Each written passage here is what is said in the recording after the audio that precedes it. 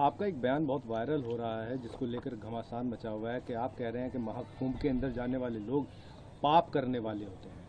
क्या कहें? नहीं, मैंने कहा कि जिन्होंने पाप किए हैं, मैं यहाँ जहाँ रहता हूँ उससे 50-60 किलोमीटर पे हरिद्वार है और हम बचपन से ये सुनते आए हैं हिंदू धर्म के धार्मिक गुरुओं से कि गंगा जी में जाके अपने पाप धो और पापों से मुक्ति ले लो। ना मैंने पाप किए हैं, मैं तो अपने हक वंचित समाज को उनके पैरों पर खड़ा करने के लिए, उनके साथ जो जुल्म हो रहा है उसको रोकने के लिए काम कर रहा हूँ। तो मुझे पाप धोने की जरूरत नहीं है। और रही बात, हमारी पार्टी का स्टैंड स्पष्ट है। जिन संतों गुरुओं महान पुरुषों के रास्ते पे, विचारधारा पे हम लोग चलते हैं, हम पाप और पुण्य में बहुत भरोसा भी नहीं करते, हम तो कर्म में भरोसा करते हैं। तो जिसको परेशानी हो वो, जिसकी पार्टी का एजेंडा नहाने धोने का है, जिस पार्टी का एजेंडा जो है धार्मिक एंगल का, उनको परेशानी होती है तो हो, मुझे इससे कोई फर्क नहीं पड़ता। मैं तो सतगुरु रविदास जी महाराज को मानने वाला व्यक्ति हूँ। मन चंगा तो कटौती में गंगा। मैं क्यों जाऊं मथुरा काशी, मैं बेगमपुरा का वासी। मेरा मन साफ सुथरा है तो मुझे कहीं जाने की जरूरत नहीं है। मेरा मन इस देश के प्रति, इस देश के लोगों के प्रति, गरीबों के प्रति, किसानों के, कमजोरों के, हर व्यक्ति के सम्मान के लिए और उनकी परेशानियों को हल करने के लिए। बाकी जिसको जो सोचना है, कहना है, वो कहता रहे, मुझे इससे कोई फर्क नहीं पड़ता। मैं अपनी बात पर तटस्थ हूँ। वहाँ इतने मंत्री, साधु संत और मुख्यमंत्री, खुद प्रधानमंत्री को न्योता मिल गया, तो वो सब जा रहे हैं, तो क्या वो सब पापी हैं? देखिए, मेरी बात सुनिए। जब वो वहां जा रहे हैं और आपने याद दिला दिया, तो मैं मुख्यमंत्री जी से कहूंगा, प्रधानमंत्री जी से, जब वो जाएं तो इलाहाबाद में जो लाशें कोरोना काल में हमने देखी थी, उन लोगों के लिए भी, जिनका अंतिम संस्कार भी नहीं करा, उनके लिए भी प्रार्थना कराएं। क्योंकि वो आपकी सरकार की निकम्मेपन की वजह से हुआ था। आप मेडिकल फैसिलिटी नहीं दे पाए थे। जिन लोगों को चिता नसीब नहीं हुई, क्योंकि हिंदू धर्म में तो कहा जाता है कि उनको अग्नि जो है उनके पार्थिव शरीर को मिल, जिनको नहीं मिल पाई, उनके लिए भी प्रार्थना कर लेना, अगर आपकी आंखें खुल जाएं। तो मैं तो स्पष्ट तौर पर कहना चाहता हूं सरकार को और मुख्यमंत्री जी को कि जितना पैसा उन्होंने इस कुंभ में लगाया, अगर उतना पैसा वो इस प्रदेश की चिकित्सा, शिक्षा और रोजगार देने में नौजवानों को लगाते, तो बहुत सारे लोगों के परिवारों के आंसू सूख जाते, बहुत सारे लोगों को न्याय मिल जाता, बहुत सारे लोगों को आगे बढ़ने का अवसर मिल जाता। उसमें तो सरकार फेल दिख रही है। नहीं तो सीधा सीधा मंत्री, कई सारे लोग कह रहे हैं कि महाकुंभ पर जो इस तरह की बात कर रहे हैं चंद्रशेखर, वो कौवा है, बाग में बैठे हुए कौवा है, जबकि सब लोग कोयल की भाषा बोल रहे हैं। अब ये सरकार इंसानों की रखवाली नहीं कर पा रही, पशु पक्षियों की क्या रखवाली करेगी? मैं स्पष्ट तौर पर कहना चाहता हूं कि सरकार फेल है। और जो मंत्री और सरकार के लोग जा रहे हैं, मैं उनको बस याद दिलाऊंगा कि जब वो जाएं तो सनी यहाँ जिनकी मुजफ्फरनगर में पीट पीट के हत्या कर दी, उनके लिए भी प्रार्थना कर लें। जब वो जाएं तो जिनकी 5 लोगों की, मुस्लिम समाज की, यहाँ मेरठ में हत्या कर दी, उनके लिए प्रार्थना कर लें। वो जो बच्चा जिसने पार्लियामेंट के सामने जाकर जितेंद्र ने खुद को आग के हवाले कर दिया, न्याय न मिलने पे, बागपत के उस बच्चे के लिए भी प्रार्थना कर लें। जब वो जाएं, अमन जिसकी पुलिस ने पीट पीट के हत्या कर दी लखनऊ में, उसके लिए भी प्रार्थना कर लें। रामचंद्र मौर्य जिसकी पीट पीट के अभी लखीमपुर खीरी में हत्या कर दी है, उसके लिए भी प्रार्थना कर लें। 69,000 शिक्षक भर्ती के बच्चों को उनका हक मिल जाए, उनकी फाइल खुल जाए, उसके लिए भी एक बार वो सोच लें। जो महिलाओं पर अन्याय अत्याचार हो रहा है, उसके बारे में भी सोच लें। किसानों के जो बुरे हाल है, किसान, हमारे नेता दल्लेवाल जी बैठे हैं जीवन मरण के बीच में, अपनी समस्याओं को लेकर किसानों, उनके लिए भी सोच लें। इस पे तो ये निकम्मी सरकार कुछ सोच नहीं रही है। तो इनका एजेंडा जो है नहाने धोने का और धार्मिक एजेंडा, इन पे मैं कुछ कहना नहीं चाहता। इनको जो कहना है कहें, लेकिन जनता इनको आने वाले समय में सबक सिखाएगी। तो अगर चंद्रशेखर को निमंत्रण मिलेगा तो क्या महाकुंभ में जाएंगे? देखिए, आपने सवाल के बीच में ये भी कहा कि कई धार्मिक गुरुओं ने भी इस पर टिप्पणी की है, और मैं विज्ञानवादी व्यक्ति हूँ, मुझे हंसी आती है। मैंने देखा कि जब हम वर्ल्ड कप खेल रहे थे क्रिकेट का, तो यहाँ बहुत सारे हवन यज्ञ हुए और फिर भी हार के आए। मैंने ये देखा कि एक संत ने कहा कि हम ऐसा हवन यज्ञ करेंगे इस बार कि पाकिस्तान नक्शे से बाहर हो जाएगा। तो उनसे कहूंगा कि चाइना के लिए भी कर लेना। और अगर इस तरह से, पाकिस्तान में तो हिंदू भी रहते हैं जिनके लिए आप रोज चिंता करते हो, तो उनको भी, उनके जीवन को भी समाप्त करना चाहते हो नक्शे से हटा के। इन्हीं एक संत ने कहा कि मरे मुलायम काशी राम, प्रेम से बोलो जय श्री राम। आप ऐसे लोगों को मैं ना संत मानता, ना उनकी भाषा को संत वाली भाषा मानता। संत का मतलब होता है जो मानवता के लिए जिए, जो सुख सुविधा को छोड़ के जनता को किस तरह से उनके जीवन में समस्या खत्म उसके लिए जिए। यहाँ तो सुख सुविधाएं लोग ले रहे हैं और अपने आप को बहुत बड़ी बड़ी बातें करते हैं, लेकिन सच तो कुछ और है। मैंने तो कोरोना काल देखा, अगर जितना पैसा वहां लगाया गया, इतना शिक्षा चिकित्सा पे लगाया होता तो इतने लोगों की जान नहीं जाती। और ये सब चीजें सरकार की देख रेख में, और कम तो बहुत जल्द जल्द आता है। फिर भी हमारे देश में कोरोना जैसी महामारी आ गई, इतने लोगों की जान चली गई, लॉकडाउन लग गया, मजदूरों की इतने लोगों की जान चली गई। तो मेरा काम है अपने संतों गुरुओं महापुरुषों की विचारधारा को लोगों तक पहुंचाना। जब ये अपने धार्मिक एजेंडे को स्थापित करने के लिए हमारे लोगों को गुमराह करने का काम करें, मैं अपने लोगों को जागरूक करने का काम करूं। मैं किसी को रोक थोड़ा ही रहा हूं, जिसको निमंत्रण मिला वो भी और जिसको नहीं मिला वो भी जाए। लेकिन मैं याद दिलाऊंगा कि ये संत ही थे जो जब राम मंदिर का शिलान्यास हुआ तो इन्होंने प्रधानमंत्री पे बहुत सारे सवाल खड़े किए थे, इस भाजपा पे सवाल खड़े किए थे, इनके जो है उस कार्यक्रम पे तिथि पे सवाल खड़े किए थे। इन्होंने तो किसी की नहीं सुनी। है तो खुद को आस्था का सबसे बड़ा स्वरूप बताते हैं। मैं तो वैज्ञानिक दृष्टिकोण की बात कर रहा हूँ। मान्यवर काशीराम साहब जो हमारे नेता हैं, मैं आखिरी तौर पर आपसे कह रहा हूँ, मैं उनको गुरु मानता हूँ, मैं उनका चेला। उन्होंने कहा, उन्होंने पंडाल लगाया, उन्होंने कहा जिनको इस जन्म में मुक्ति चाहिए, अपने दुखों का नाश करना है, वो हमारे साथ आ जाएं, और जिनको अगले जन्म की परवाह है वो कुंभ में चले जाएं। तो मैं तो इसलिए आपसे कहना चाहता हूं कि मान्यवर काशीराम साहब ने रास्ता दिखाया, अगर दलित, पिछड़े, आदिवासी, अल्पसंख्यक समाज के लोग, मुसलमान, जैन, सिख, बौद्ध, ईसाई, पारसी, उनके साथ जो हिंसा हो रही है, उनके साथ जो जुल्म हो रहा है, उनके अधिकारों पर जो हमला हो रहा है, अगर उनको अपनी समस्याओं से मुक्ति चाहिए, इस जीवन में अच्छा जीवन चाहिए आत्मसम्मान का, तो उनको आजाद समाज पार्टी के साथ, चंद्रशेखर के साथ आना चाहिए, तभी उनका भला हो सकता है। बाकी तो ये तो चलता रहेगा। सरकार जिस एजेंडे की सरकार है, जिस विचार सरकार, वो उस पर काम करेगी, और वो अपना काम कर रहे हैं, हम अपना काम कर रहे हैं। इससे किसी को परेशानी नहीं होनी चाहिए। और बाकी मैं सबकी आस्थाओं का सम्मान करता हूं। मैं तो संविधानवादी व्यक्ति हूं। मैंने किसी को कब कहा कि भाई आप जाओ ना जाओ। मैं तो ये कह रहा हूं कि मैं अपने गुरुओं संतों की बात पर खड़ा हूं। मन चंगा तो कटौती में गंगा। जिसका मन साफ सुथरा, उसको कहीं जाने की जरूरत नहीं। आप उसमें आपके बयान में कह रहे हैं कि जिसने पाप किया होगा वही जाएगा। तो मैं फिर आपको दोहराऊंगा, मैं यहाँ रहता हूँ, मुझसे 60 किलोमीटर पे हरिद्वार है, गंगा जी का स्नान करने लोग जाते हैं। ये हिंदू धर्म के धार्मिक गुरु ये भाषा बोलते हैं, कहते हैं यहाँ स्नान करोगे, डुबकी लगाओगे तो आपके पाप दूर हो जाएंगे, ये हवन यज्ञ करोगे तो आपके ग्रह सब ठीक हो जाएंगे, आपकी समस्याएं खत्म हो जाएंगी, आपका जीवन लंबा हो जाएगा। मैं तो वही बात कह रहा हूँ जो ये कहते हैं। मैंने क्या गलत कहा? लेकिन मैं नहाने धोने की राजनीति नहीं करता हूँ। मैं लोगों को सही पथ पे ले जाके उनके दुखों की मुक्ति के लिए राजनीतिक सत्ता के बगैर, और उनको जब तक आर्थिक सशक्तिकरण नहीं होगा, सामाजिक भेदभाव खत्म, तब तक बदलाव नहीं हो सकता। मैं तो अपने काम पे, अपने उस विचार को, महापुरुषों विचार को आगे बढ़ाने का काम कर रहा हूँ। आपका एक बयान बहुत वायरल हो रहा है जिसको लेकर घमासान मचा हुआ है कि आप कह रहे हैं कि महाकुंभ के अंदर जाने वाले लोग पाप करने वाले होते हैं। क्या कहें? नहीं, मैंने कहा कि जिन्होंने पाप किए, मैं यहाँ जहाँ रहता हूँ उससे 50-60 किलोमीटर पर हरिद्वार है, और हम बचपन से ये सुनते आए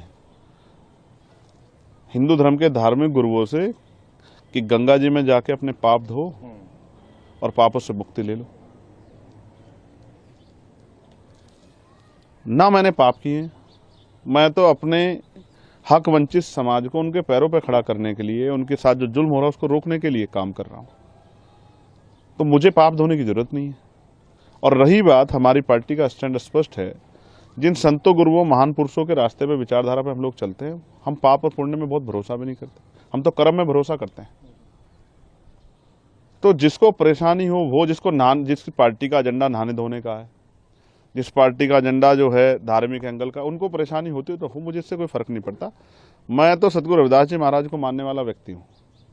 मन चंगा तो कटौती में गंगा। मैं क्यों जाऊँ मथुरा काशी, मैं बेगमपुरा का वासी। मेरा मन साफ सुथरा है तो मुझे कहीं जाने की जरूरत नहीं है। मेरा मन इस देश के प्रति, इस देश के लोगों के प्रति, गरीबों के प्रति, किसानों के, कमजोरों के, हर व्यक्ति के सम्मान के लिए और उनकी परेशानियों को हल करने के लिए।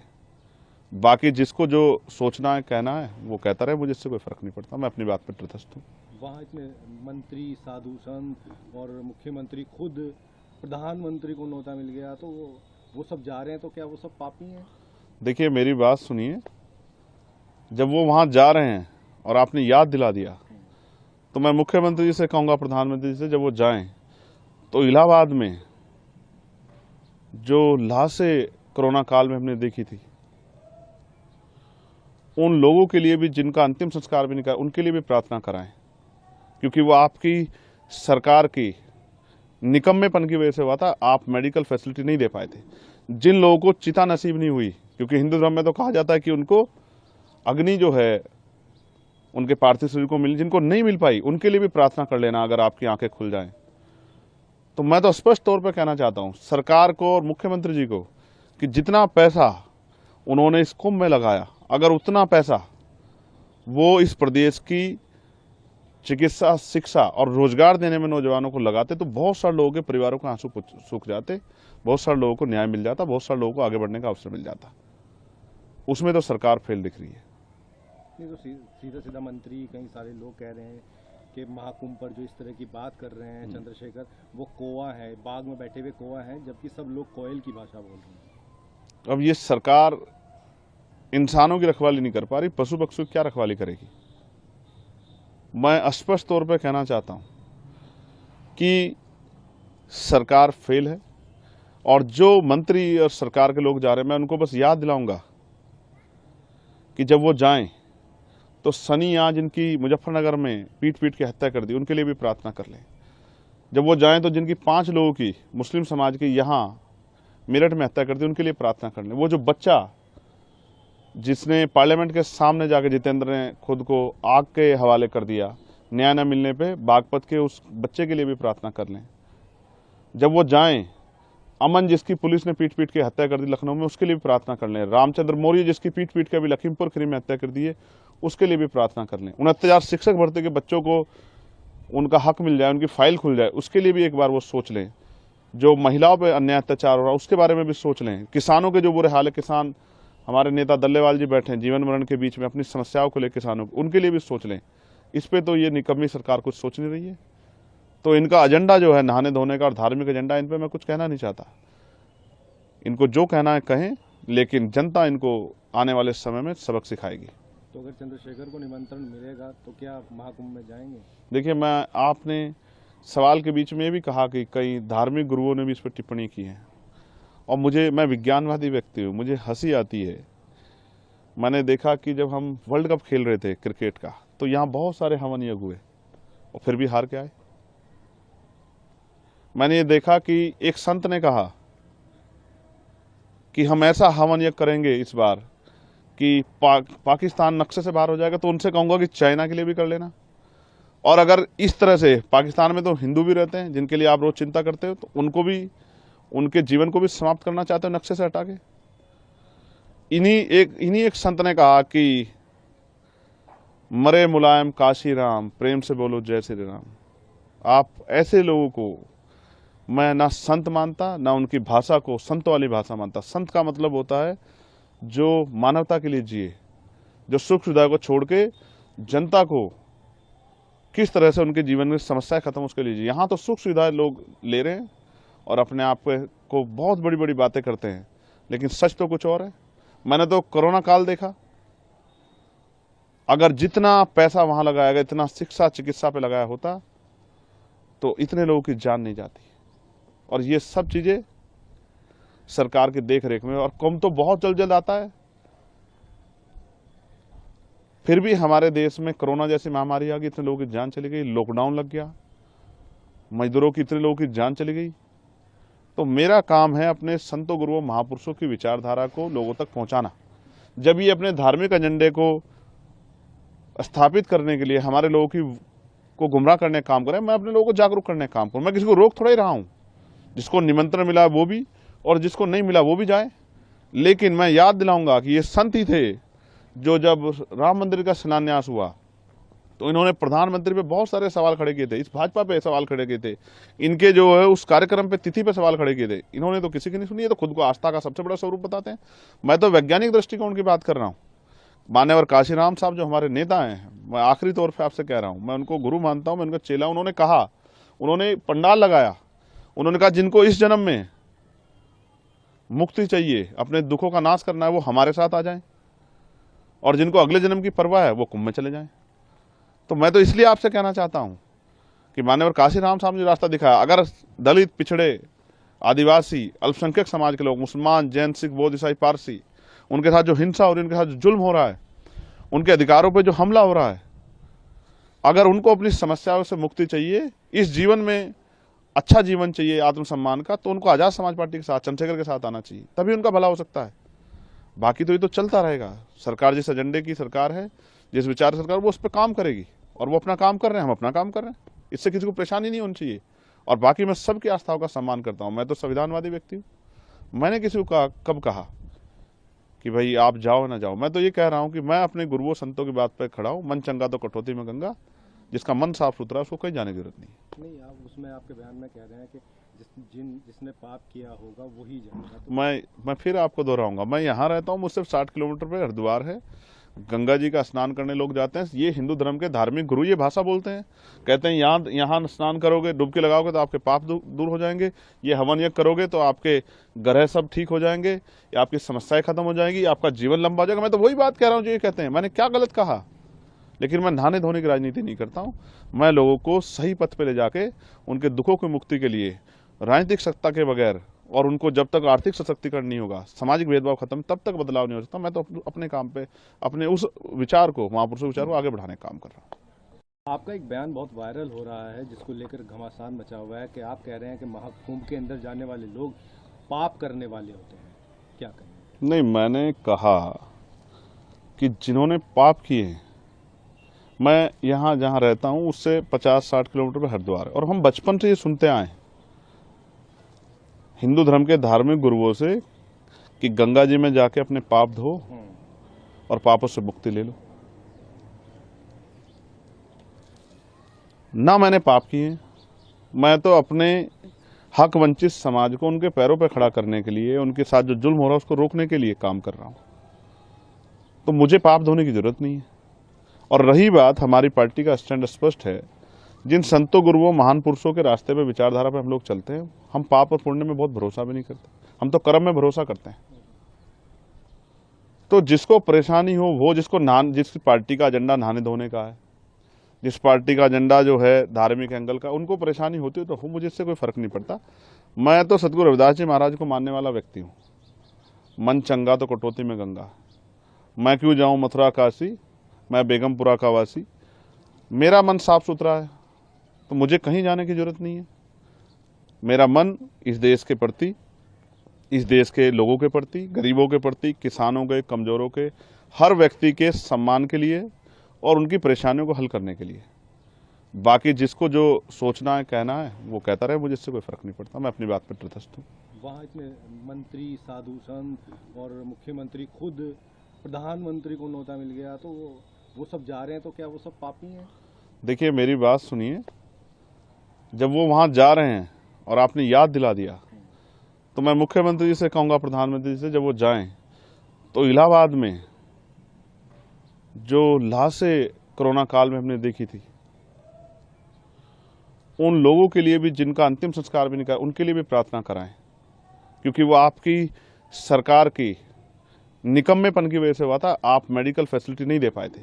जिन लोगों को चिता नसीब नहीं हुई, क्योंकि हिंदू धर्म में तो कहा जाता है कि उनको अग्नि जो है उनके पार्थिव शरीर को मिल, जिनको नहीं मिल पाई, उनके लिए भी प्रार्थना कर लेना, अगर आपकी आंखें खुल जाएं। तो मैं तो स्पष्ट तौर पर कहना चाहता हूं सरकार को और मुख्यमंत्री जी को कि जितना पैसा उन्होंने इस कुंभ में लगाया, अगर उतना पैसा वो इस प्रदेश की चिकित्सा, शिक्षा और रोजगार देने में नौजवानों को लगाते, तो बहुत सारे लोगों के परिवारों के आंसू सूख जाते, बहुत सारे लोगों को न्याय मिल जाता, बहुत सारे लोगों को आगे बढ़ने का अवसर मिल जाता। उसमें तो सरकार फेल दिख रही है। नहीं तो सीधा सीधा मंत्री, कई सारे लोग कह रहे हैं कि महाकुंभ पर जो इस तरह की बात कर रहे हैं चंद्रशेखर, वो कौवा है, बाग में बैठे हुए कौवा हैं, जबकि सब लोग कोयल की भाषा बोल रहे हैं। अब ये सरकार इंसानों की रखवाली नहीं कर पा रही, पशु पक्षियों की क्या रखवाली करेगी? मैं स्पष्ट तौर पर कहना चाहता हूं कि सरकार फेल है, और जो मंत्री और सरकार के लोग जा रहे हैं, मैं उनको बस याद दिलाऊंगा कि जब वो जाएं तो सनी आज जिनकी मुजफ्फरनगर में पीट पीट के हत्या कर दी, उनके लिए भी प्रार्थना कर लें। जब वो जाएं तो जिनकी 5 लोगों की मुस्लिम समाज की यहाँ मेरठ में हत्या कर दी, उनके लिए प्रार्थना कर लें। वो जो बच्चा जिसने पार्लियामेंट के सामने जाकर जितेंद्र ने खुद को आग के हवाले कर दिया न्याय न मिलने पे, बागपत के उस बच्चे के लिए भी प्रार्थना कर लें। जब वो जाएं, अमन जिसकी पुलिस ने पीट पीट के हत्या कर दी लखनऊ में, उसके लिए भी प्रार्थना कर लें। रामचंद्र मौर्य जिसकी पीट पीट के अभी लखीमपुर खीरी में हत्या कर दी है, उसके लिए भी प्रार्थना कर लें। 69,000 शिक्षक भर्ती के बच्चों को उनका हक मिल जाए, उनकी फाइल खुल जाए, उसके लिए भी एक बार वो सोच लें। जो महिलाओं पर अन्याय अत्याचार हो रहा है उसके बारे में भी सोच लें। किसानों के जो बुरे हाल है, किसान हमारे नेता दल्लेवाल जी बैठे हैं जीवन मरण के बीच में अपनी समस्याओं को लेकर किसानों, उनके लिए भी सोच लें। इस पे तो ये निकम्मी सरकार कुछ सोच नहीं रही है। तो इनका एजेंडा जो है नहाने धोने का और धार्मिक एजेंडा, इन पे मैं कुछ कहना नहीं चाहता। इनको जो कहना है कहें, लेकिन जनता इनको आने वाले समय में सबक सिखाएगी। तो अगर चंद्रशेखर को निमंत्रण मिलेगा तो क्या आप महाकुंभ में जाएंगे? देखिए, मैं आपने सवाल के बीच में ये भी कहा कि कई धार्मिक गुरुओं ने भी इस पर टिप्पणी की है, और मैं विज्ञानवादी व्यक्ति हूँ, मुझे हंसी आती है। मैंने देखा कि जब हम वर्ल्ड कप खेल रहे थे क्रिकेट का, तो यहाँ बहुत सारे हवन यज्ञ हुए और फिर भी हार के आए। मैंने ये देखा कि एक संत ने कहा कि हम ऐसा हवन यज्ञ करेंगे इस बार कि पाकिस्तान नक्शे से बाहर हो जाएगा। तो उनसे कहूंगा कि चाइना के लिए भी कर लेना। और अगर इस तरह से, पाकिस्तान में तो हिंदू भी रहते हैं जिनके लिए आप रोज चिंता करते हो, तो उनको भी, उनके जीवन को भी समाप्त करना चाहते हो नक्शे से हटा के। इन्हीं एक संत ने कहा कि मरे मुलायम काशी राम, प्रेम से बोलो जय श्री राम। आप ऐसे लोगों को मैं ना संत मानता, ना उनकी भाषा को संत वाली भाषा मानता। संत का मतलब होता है जो मानवता के लिए जिए, जो सुख सुविधा को छोड़ के जनता को किस तरह से उनके जीवन में समस्याएं खत्म, उसके लिए जिए। यहाँ तो सुख सुविधाएं लोग ले रहे हैं और अपने आप को बहुत बड़ी बड़ी बातें करते हैं, लेकिन सच तो कुछ और है। मैंने तो कोरोना काल देखा, अगर जितना पैसा वहां लगाया गया, इतना शिक्षा चिकित्सा पे लगाया होता, तो इतने लोगों की जान नहीं जाती। और ये सब चीजें सरकार की देख रेख में, और कुंभ तो बहुत जल्द जल्द आता है।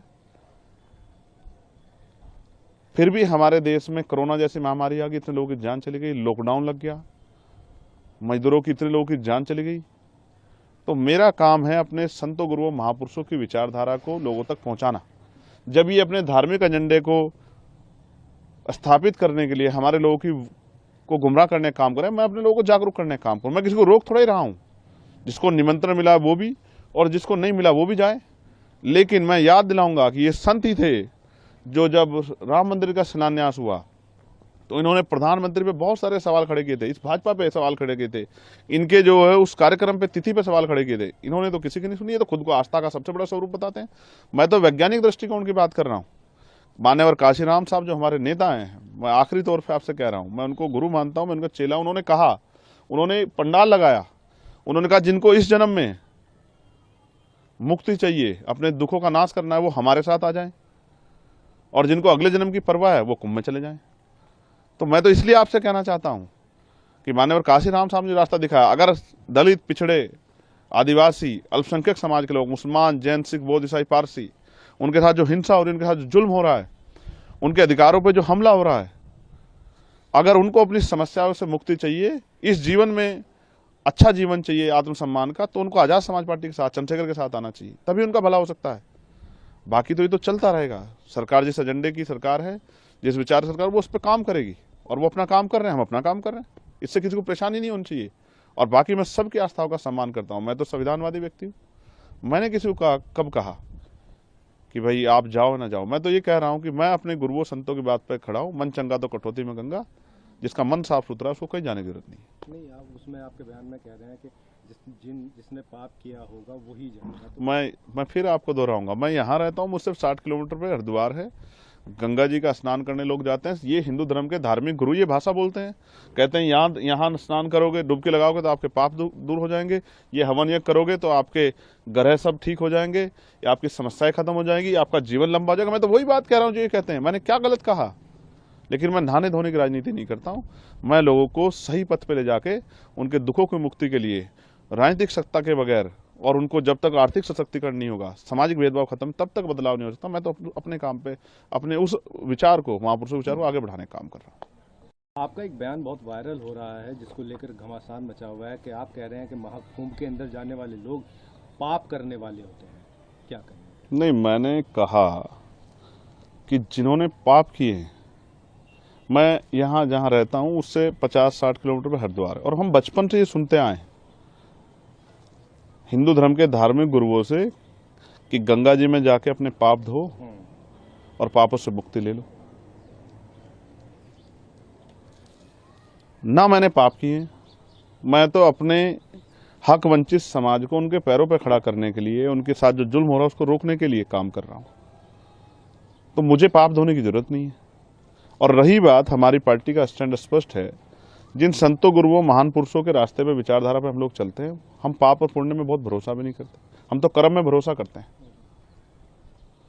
तो जिसको परेशानी हो, वो जिस पार्टी का एजेंडा नहाने धोने का है, जिस पार्टी का एजेंडा जो है धार्मिक एंगल का, उनको परेशानी होती है तो मुझे इससे कोई फर्क नहीं पड़ता। मैं तो सतगुरु रविदास जी महाराज को मानने वाला व्यक्ति हूँ। मन चंगा तो कटौती में गंगा। मैं क्यों जाऊं मथुरा काशी, मैं बेगमपुरा का वासी। मेरा मन साफ सुथरा है तो मुझे कहीं जाने की जरूरत नहीं है। मेरा मन इस देश के प्रति, इस देश के लोगों के प्रति, गरीबों के प्रति, किसानों के, कमजोरों के, हर व्यक्ति के सम्मान के लिए और उनकी परेशानियों को हल करने के लिए। बाकी जिसको जो सोचना है, कहना है, वो कहता रहे, मुझे इससे कोई फर्क नहीं पड़ता। मैं अपनी बात पर तटस्थ हूँ। वहाँ इतने मंत्री, साधु संत और मुख्यमंत्री, खुद प्रधानमंत्री को न्योता मिल गया, तो वो सब जा रहे हैं, तो क्या वो सब पापी हैं? देखिए, मेरी बात सुनिए। जब वो वहाँ जा रहे हैं और आपने याद दिला दिया, तो मैं मुख्यमंत्री जी से कहूँगा, प्रधानमंत्री जी से, जब वो जाएं तो इलाहाबाद में जो लाशें कोरोना काल में हमने देखी थी, उन लोगों के लिए भी जिनका अंतिम संस्कार भी नहीं करा, उनके लिए भी प्रार्थना कराएं। क्योंकि वो आपकी सरकार की निकम्मेपन की वजह से हुआ था। आप मेडिकल फैसिलिटी नहीं दे पाए थे। जिन लोगों को चिता नसीब नहीं हुई, क्योंकि हिंदू धर्म में तो कहा जाता है कि उनको अग्नि जो है उनके पार्थिव शरीर को मिल, जिनको नहीं मिल पाई उनके लिए भी प्रार्थना कर लेना, अगर आपकी आंखें खुल जाएं। तो मैं तो स्पष्ट तौर पर कहना चाहता हूं सरकार को और मुख्यमंत्री जी को कि जितना पैसा उन्होंने इस कुंभ में लगाया, अगर उतना पैसा वो इस प्रदेश की चिकित्सा, शिक्षा और रोजगार देने में नौजवानों को लगाते, तो बहुत सारे लोगों के परिवारों के आंसू सूख जाते, बहुत सारे लोगों को न्याय मिल जाता, बहुत सारे लोगों को आगे बढ़ने का अवसर मिल जाता। उसमें तो सरकार फेल दिख रही है। नहीं तो सीधा सीधा मंत्री, कई सारे लोग कह रहे हैं कि महाकुंभ पर जो इस तरह की बात कर रहे हैं चंद्रशेखर, वो कौवा है, बाग में बैठे हुए कौवा हैं, जबकि सब लोग कोयल की भाषा बोल रहे हैं। अब ये सरकार इंसानों की रखवाली नहीं कर पा रही, पशु पक्षियों की क्या रखवाली करेगी? मैं स्पष्ट तौर पर कहना चाहता हूं कि सरकार फेल है, और जो मंत्री और सरकार के लोग जा रहे हैं, मैं उनको बस याद दिलाऊंगा कि जब वो जाएं तो सनी आज जिनकी मुजफ्फरनगर में पीट पीट के हत्या कर दी, उनके लिए भी प्रार्थना कर लें। जब वो जाएं तो जिनकी 5 लोगों की, मुस्लिम समाज की, यहाँ मेरठ में हत्या कर दी, उनके लिए प्रार्थना कर लें। वो जो बच्चा जिसने पार्लियामेंट के सामने जाकर जितेंद्र ने खुद को आग के हवाले कर दिया न्याय न मिलने पे, बागपत के उस बच्चे के लिए भी प्रार्थना कर लें।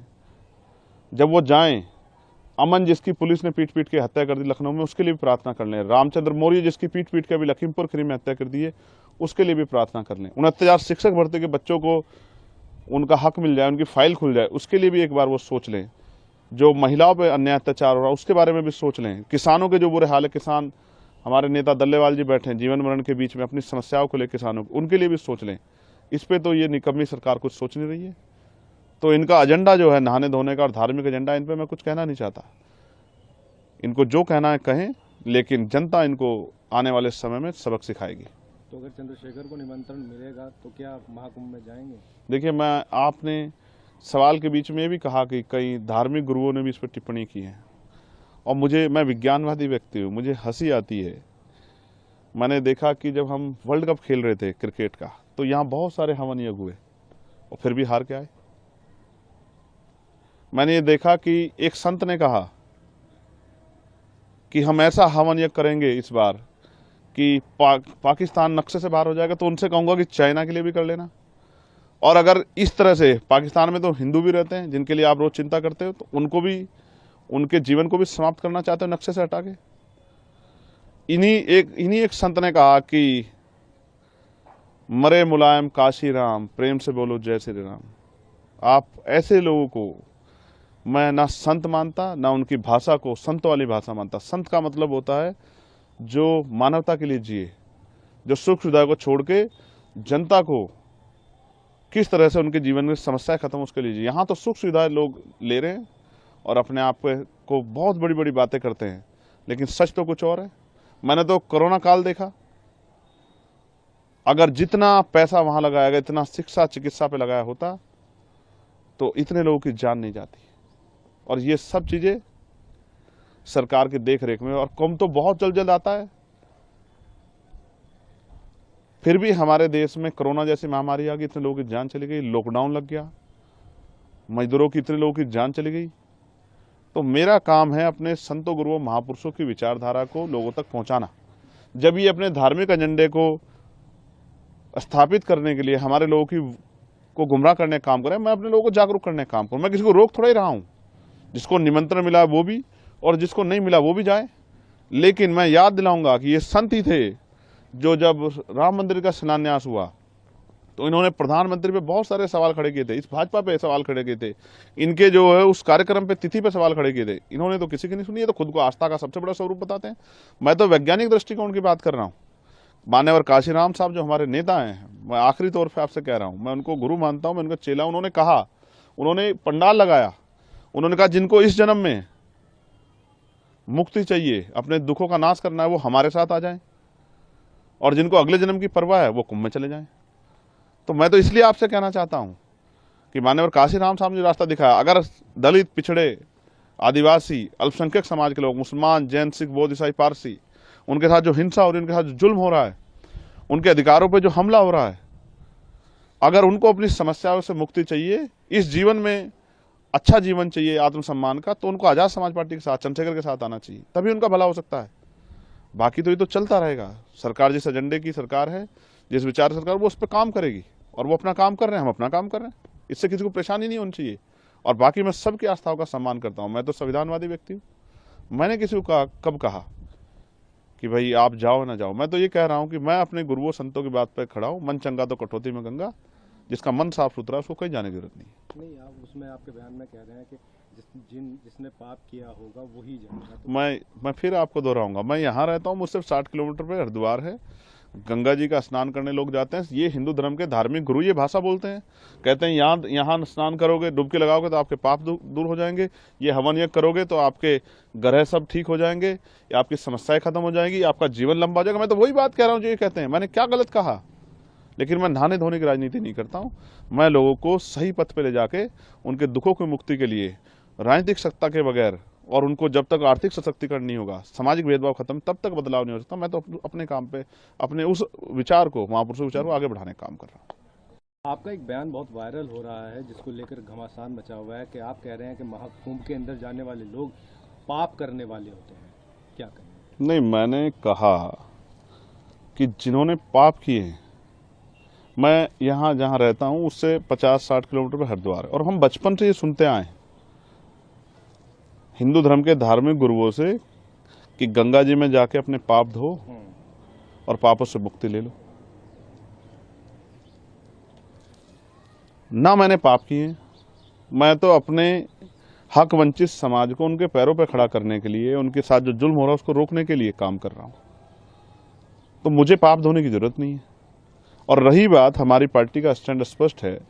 जिन संतों गुरुओं महान पुरुषों के रास्ते पे, विचारधारा पे हम लोग चलते हैं, हम पाप और पुण्य में बहुत भरोसा भी नहीं करते, हम तो कर्म में भरोसा करते हैं।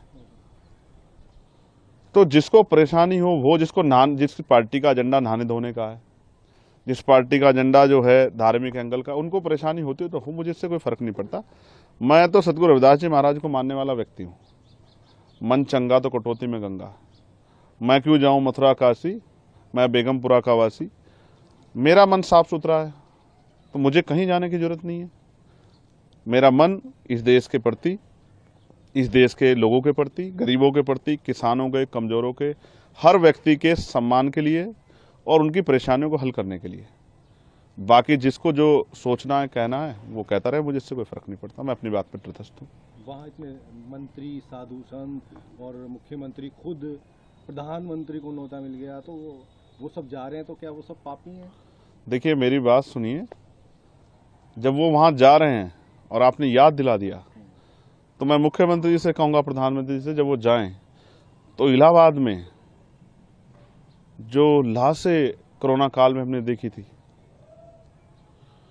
उन लोगों के लिए भी जिनका अंतिम संस्कार भी नहीं करा, उनके लिए भी प्रार्थना कराएं, क्योंकि वो आपकी सरकार की निकम्मेपन की वजह से हुआ था। आप मेडिकल फैसिलिटी नहीं दे पाए थे।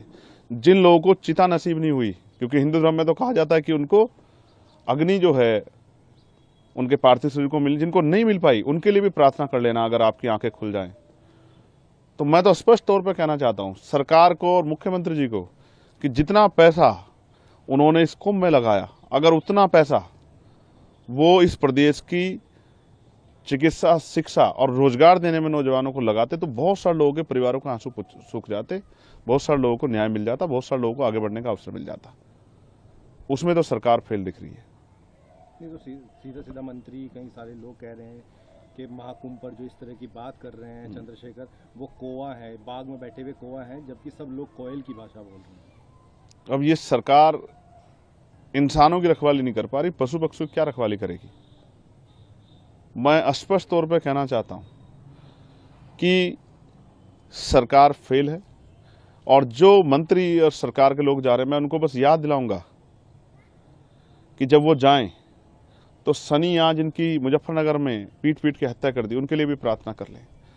जब वो जाएं तो जिनकी 5 लोगों की मुस्लिम समाज की यहाँ मेरठ में हत्या कर दी, उनके लिए प्रार्थना कर लें। वो जो बच्चा जिसने पार्लियामेंट के सामने जाकर जितेंद्र ने खुद को आग के हवाले कर दिया न्याय न मिलने पे, बागपत के उस बच्चे के लिए भी प्रार्थना कर लें। जब वो जाएं, अमन जिसकी पुलिस ने पीट पीट के हत्या कर दी लखनऊ में, उसके लिए भी प्रार्थना कर लें। रामचंद्र मौर्य जिसकी पीट पीट के अभी लखीमपुर खीरी में हत्या कर दी है, उसके लिए भी प्रार्थना कर लें। 69 शिक्षक भर्ती के बच्चों को उनका हक मिल जाए, उनकी फाइल खुल जाए, उसके लिए भी एक बार वो सोच लें। जो महिलाओं पर अन्याय अत्याचार हो रहा है, उसके बारे में भी सोच लें। किसानों के जो बुरे हाल है, किसान, हमारे नेता दल्लेवाल जी बैठे हैं जीवन मरण के बीच में अपनी समस्याओं को लेकर किसानों को, उनके लिए भी सोच लें। इस पे तो ये निकम्मी सरकार कुछ सोच नहीं रही है। तो इनका एजेंडा जो है नहाने धोने का और धार्मिक एजेंडा, इन पे मैं कुछ कहना नहीं चाहता। इनको जो कहना है कहें, लेकिन जनता इनको आने वाले समय में सबक सिखाएगी। तो अगर चंद्रशेखर को निमंत्रण मिलेगा तो क्या महाकुंभ में जाएंगे? देखिए, आपने सवाल के बीच में ये भी कहा कि कई धार्मिक गुरुओं ने भी इस पर टिप्पणी की है, और मैं विज्ञानवादी व्यक्ति हूँ, मुझे हंसी आती है। मैंने देखा कि जब हम वर्ल्ड कप खेल रहे थे क्रिकेट का, तो यहाँ बहुत सारे हवन यज्ञ हुए और फिर भी हार के आए। मैंने ये देखा कि एक संत ने कहा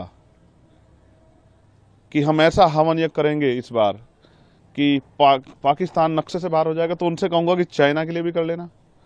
और अगर इस तरह से पाकिस्तान में तो हिंदू भी रहते हैं जिनके लिए आप रोज चिंता करते हो, तो उनको भी, उनके जीवन को भी समाप्त करना चाहते हो नक्शे से हटा के। इन्हीं एक संत ने कहा कि मरे मुलायम काशी राम, प्रेम से बोलो जय श्री राम। आप ऐसे लोगों को मैं ना संत मानता, ना उनकी भाषा को संत वाली भाषा मानता। संत का मतलब होता है जो मानवता के लिए जिए, जो सुख सुविधा को छोड़ के जनता को किस तरह से उनके जीवन में समस्याएं खत्म उसके लिए जिए। यहाँ तो सुख सुविधाएं लोग ले रहे हैं और अपने आप को बहुत बड़ी बड़ी बातें करते हैं, लेकिन सच तो कुछ और है। मैंने तो कोरोना काल देखा, अगर जितना पैसा वहां लगाया गया, इतना शिक्षा चिकित्सा पे लगाया होता, तो इतने लोगों की जान नहीं जाती। और ये सब चीजें सरकार के देख रेख में, और कुंभ तो बहुत जल्द जल्द आता है। फिर भी हमारे देश में कोरोना जैसी महामारी आ गई, इतने लोगों की जान चली गई, लॉकडाउन लग गया, मजदूरों की, इतने लोगों की जान चली गई। तो मेरा काम है अपने संतों गुरुओं महापुरुषों की विचारधारा को लोगों तक पहुंचाना। जब ये अपने धार्मिक एजेंडे को स्थापित करने के लिए हमारे लोगों को गुमराह करने का काम करें, मैं अपने लोगों को जागरूक करने का काम करूं। मैं किसी को रोक थोड़ा ही रहा हूं। जिसको निमंत्रण मिला वो भी, और जिसको नहीं मिला वो भी जाए। लेकिन मैं याद दिलाऊंगा कि ये संत ही थे जो जब राम मंदिर का शिलान्यास हुआ तो इन्होंने प्रधानमंत्री पे बहुत सारे सवाल खड़े किए थे, इस भाजपा पे सवाल खड़े किए थे, इनके जो है उस कार्यक्रम पे तिथि पे सवाल खड़े किए थे। इन्होंने तो किसी की नहीं सुनी है, तो खुद को आस्था का सबसे बड़ा स्वरूप बताते हैं। मैं तो वैज्ञानिक दृष्टिकोण की बात कर रहा हूँ। मान्यवर काशीराम साहब जो हमारे नेता हैं, मैं आखिरी तौर पर आपसे कह रहा हूँ, मैं उनको गुरु मानता हूँ, मैं उनका चेला। उन्होंने कहा, उन्होंने पंडाल लगाया, उन्होंने कहा जिनको इस जन्म में मुक्ति चाहिए, अपने दुखों का नाश करना है, वो हमारे साथ आ जाएं, और जिनको अगले जन्म की परवाह है वो कुंभ में चले जाएं। तो मैं तो इसलिए आपसे कहना चाहता हूं कि मान्यवर काशीराम साहब ने रास्ता दिखाया, अगर दलित, पिछड़े, आदिवासी, अल्पसंख्यक समाज के लोग, मुसलमान, जैन, सिख, बौद्ध, ईसाई, पारसी, उनके साथ जो हिंसा हो रही है, उनके साथ जो जुल्म हो रहा है, उनके अधिकारों पर जो हमला हो रहा है, अगर उनको अपनी समस्याओं से मुक्ति चाहिए, इस जीवन में अच्छा जीवन चाहिए आत्मसम्मान का, तो उनको आजाद समाज पार्टी के साथ, चंद्रशेखर के साथ आना चाहिए, तभी उनका भला हो सकता है। बाकी तो ये तो चलता रहेगा। सरकार जिस एजेंडे की सरकार है, जिस विचार सरकार, वो उस पर काम करेगी, और वो अपना काम कर रहे हैं, हम अपना काम कर रहे हैं। इससे किसी को परेशानी नहीं होनी चाहिए।